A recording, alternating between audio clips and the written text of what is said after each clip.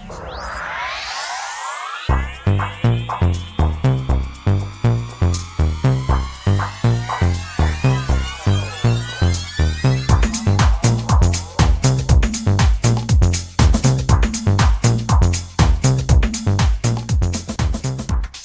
everybody, and welcome to this introductory video to the arrays playlist. So what I'd like to do in this video is very briefly to cover off the three key characteristics of the array data structure which you need to be aware of for your GCSE. And then a little bit later on I'd like to very briefly talk about an aspect of using arrays in Python which can be very confusing for students, particularly students who love to program, love to explore the bigger features and functionality available in Python, and are also keen to extend their programming knowledge in readiness for A-level if you're a student who wants to do A-level computer science as well. So let's start off with the slide that you can see on the screen, just to go over and recap the three key characteristics of the classic array data structure. This has been around and has been available to programming languages for a long time. They all share the same similar characteristics. Point number one is that the array data structure is a static data structure. What that essentially means is that once we have declared and initialized an array of a certain size, we cannot add additional space in our array to store additional items. Likewise, we cannot delete unwanted space in our array either. Once we fix an array of a specific size, then we have to work with that particular size. The second thing to bear in mind is that the traditional array data structure will only accommodate data of the same data type. So for example, I can work with an array using the data type string, or I can have an array of data type integer, but I can't mix and match the two. The third and the most important point to appreciate as a GCSE student is that the array is an indexed data structure. This means I can rely on the fact that if I want to iterate through an array, I can use a simple counting loop which counts from 0, 1, 2, 3 in sequence until I get to the top of my array, and I can access each value that's in my array because it's sequentially stored.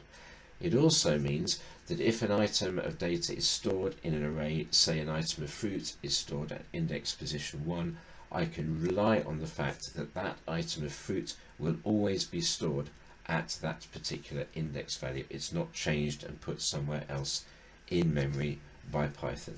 So those are three very important characteristics of the array data structure you need to be aware of for your GCSE. Okay guys, so you may remember a little bit earlier on in the video I said that I was very keen to cover off certain aspects of working with the array data structure in Python which can be very confusing, and the potential for that is that you may lose marks in a component 2 written exam if there's any confusion with the different data structures and different data types that you're working with in Python. So to give an example of what I mean by this, I've invented imaginary exam questions. Something similar could well come up in your component 2 exam. We're not going to do a written pen on paper solution to this. I'm going to use PyCharm to create the code which you might write in your actual exam. Remembering guys, of course, you have the choice to use ERL or Python, so obviously we're going to be writing Python here, and our imaginary but very relevant exam question looks like this on the screen. It says initialize an array of size 5 with null values, then populate the array with items of fruit, apple, pear, grape, strawberry and kiwi, and then print the contents of the array to show that the fruit have been stored correctly. So in Python I am going to create the equivalent of the written solution to this, which will get you the full marks. So let's start off with initializing an empty array of size 5, and this is the stock in trade standard way that we initialize an empty array of fixed size. So in this case we would say my fruit, okay, equals, and then we want the keyword none, all right, in square brackets because it's an array, okay, of size 5 means we multiply our single value of none 5 times. Okay, so that will get you your first set of marks straight away. We've initialized our empty array with clean none values. Next thing we need to do is we need to populate our array with the examples of fruits that we've been given in the question, and we're going to use the fact that an array is a sequential data structure. So we're going to use the index values in order, and we're going to start off with my fruit at position 0, because that is always our starting index value of 0. Okay, is assigned the string value of apple. Likewise, guys, for my fruit at position 1. Okay, so these numbers are in order. Obviously, we want the string equivalent of pear. All right, so now you won't be able to do this in a written exam, but I'm going to copy and paste because it will just save us a little bit of time. So let's put in at position 2, then we want at position 3. At position 2, we're going to want the next one in our array, which is strawberry. And then we want kiwi. No, we don't. This should be grape. Apologies, guys, this should be grape. Okay, then we have strawberry, and then it will be followed by kiwi right at the end. So we want my fruits, last one, my fruits at position 4 in our array will be assigned the value of kiwi.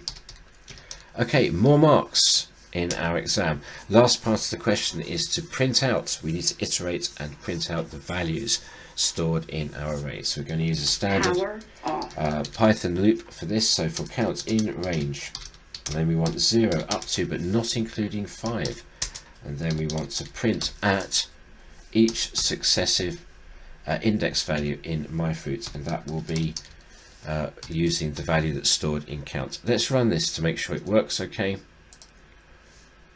Okay, so there you can see on the right hand side we do indeed have our array populated. Started off initialized as an empty array of size 5. We then populated it with the individual items of fruit, and then finally we iterated through our array and printed off each individual value at each index position. That will give us full marks if you actually wrote down with a pen what you see on the screen there, full marks. Okay, so now I'm going to write an alternative solution which would work perfectly well in Python, and we're going to demonstrate that now, but might not get you marks in an exam. So let's do that now. Don't worry about the syntax because I'm going to explain this in a little bit. So my fruit looks like this. Then we want to append our data structure with our individual items of fruits, just as we did before, but this time I'm going to do my fruit dot append, and then I'm going to put apple. Okay, I'm going to copy and paste this because it's going to be exactly the same line of code. Next string item is pear. Okay, same again, I'm going to append with grape. Okay, and I am going to append with strawberry, or even strawberry. Right, and then finally, of course, with the value of kiwi. Okay, the last thing we've been asked to do is to iterate through our data structure and print out the values of the fruit that we stored. So we're going to do the same thing again for count in range, and then we want 0 up to but not including 5, exactly the same as we did before. Okay, so we want my fruit at position indicated by count. All right, let's run this solution and see what we get. And you can see that we get exactly the same results. So if you wrote this in a programming challenge, absolutely fine. Python loves it. Anybody reading your code is going to be impressed. Fantastic. The problem, however, guys, is that this question asks you to initialize and work with an array data structure, and the code that you can see on the screen is not an array data structure, it's a Python list. A Python list is a different data structure. It looks very similar. We have the square brackets. We still can make use of index values, which you can see here. This is an excuse for me to use my drawing tool. Okay, so you can see that here we are using index values, but the method that we use to actually add items to our array makes use of the fact that we can add and delete items. Okay, that's not an array. This is a dynamic data structure called a list. And what concerns me is that if you want to use a list in your programming challenges, that's absolutely fine. If, however, you use a list data structure to answer a question in an exam about an array, you may not get the marks because you haven't answered the question about an array data structure. What you see on the screen here is a different type of data structure, this is the Python list. So just to reiterate, guys, in your programming challenges, absolutely fine. In a written question about an array in Component 2 exam, you must ensure that you stick with the syntax and your understanding of the array data structure, which is the first solution that you saw on the screen. Okay, so please be aware of the difference between the data structures, the array and the list, and the different syntax, okay, for working with those two very different data structures.